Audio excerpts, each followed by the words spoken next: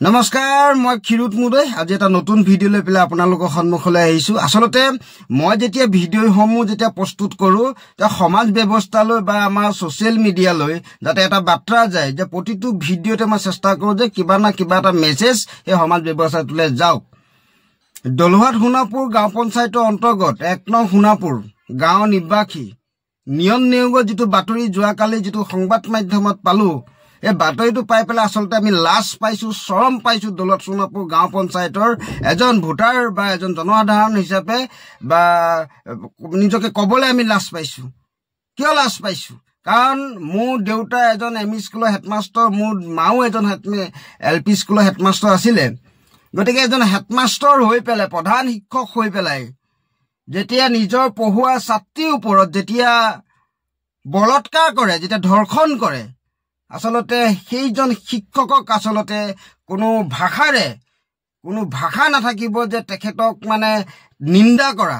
আসলতে এইবিলাক আসলতে আইন ব্যৱস্থাটোত আসলতে যিসকল ধৰ্ষণকাৰী যিবিলাক মানে আমাৰ কিশোৰীক যিবিলাক ধৰ্ষণ কৰে এইসকল প্ৰধান শিক্ষক বুলিয়ে নহয় ধৰ্ষণকাৰী। গতিকে ধৰ্ষণকাৰীক আসলতে তাক মৃত্যুদণ্ড আসলতে দিব লাগে।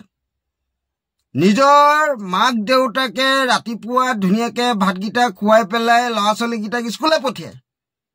যিখন চৰকাৰে বেটি বচাও বেটি পঢ়া বুলি কয়, আৰু অভিভাৱকসকলে যদি নিজৰ ছাত্ৰীজনীক যদি নিজৰ স্কুলখনত যদি প্ৰধান শিক্ষকৰ পৰা যদি নিৰাপত্তা নাথাকে তে বিজেপি চৰকাৰে দিনত আসলতে হৈছে কি? আপোনালোকে এই সংবাদ মাধ্যমটো মই আপোনালোকৰ ভিডিঅ'টো দিম তাৰ আগতে মই এটা কথা কৈ লওঁ যে সংবাদ মাধ্যমে এটা কথা ওলাইছে যে নিয়ম নিয়োগ প্ৰধান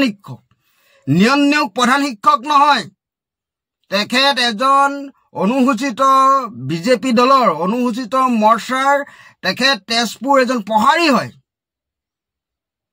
এজন বিজেপি নেতা হয়। সিদিনাখন দলহাট সোণাপুৰ গাঁও পঞ্চায়তৰ এটা অডিঅ' ক্লিপ ভাইৰেল হৈছিলে। সেইবিলাক আমি সংবাদ মাধ্যমতে আমি দেখিবলৈ পাইছো। আৰু আচলতে সেই অডিঅ'টোৰ ওপৰতনো কি তদন্ত হ'ল কি নহ'ল সেইখিনি আমি গম নাপালো। এই ঘটনাটো মাৰ গ'ল কি নগ'ল আজি কেইটা দিন পাৰ হৈ গ'ল। আজি নিয়ম নিয়োগৰ যিটো ঘটনা ওলাইছে সঁচাকে তীব্ৰ ভাষাৰে আমি গৰিহণা দিছো। আইন প্ৰণালীক আমি অনুৰোধ জনাইছো, প্ৰশাসনক আমি অনুৰোধ জনাইছো।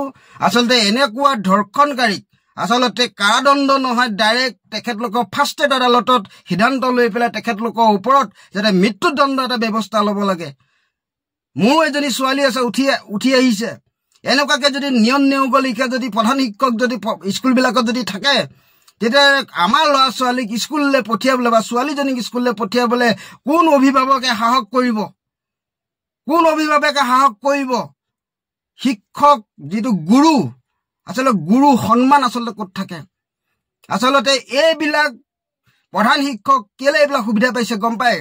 কাৰণ শাসক পক্ষ তেখেতলোকৰ ডাঙৰ নেতা আশীৰ্বাদ পুষ্ট হৈ থকাৰ কাৰণে তেখেতলোকে প্ৰধান শিক্ষকৰ চকী থকা পিছতো বিজেপি দলৰ এজন তেখেতে কেণ্ডিডেট বিজেপি দলৰ তেখেতলোকৰ এটা পদবী থকা পিছত তেখেতলোকৰ মানে যিটো আপোনাৰ এইটো কি বুলি ক'ম, তেখেতলোকৰ যিটো মানে মূৰত ধৰিছে আসলতে তেখেতলোকৰ মূৰত ধৰিছে। আৰু গতিকে এজনী নাবালিকা এজনী ছোৱালীক 10ম শ্ৰেণীত পঢ়ি থকা এজনী ছোৱালীক ধৰ্ষণ কৰিবলৈ কুণ্ঠাবোধ কৰা নাই।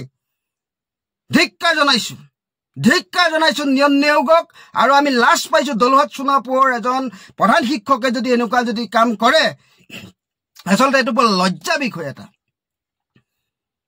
ইয়াৰ ওপৰত তদন্ত হওক, উচিত তদন্ত হওক। আৰু মই কৈছো 6 বছৰ 7 বছৰ কাৰাদণ্ড নহয়, ডাইৰেক্ট মৃত্যুদণ্ড হ'ব লাগে নিয়ম নিয়োগৰ ওপৰত।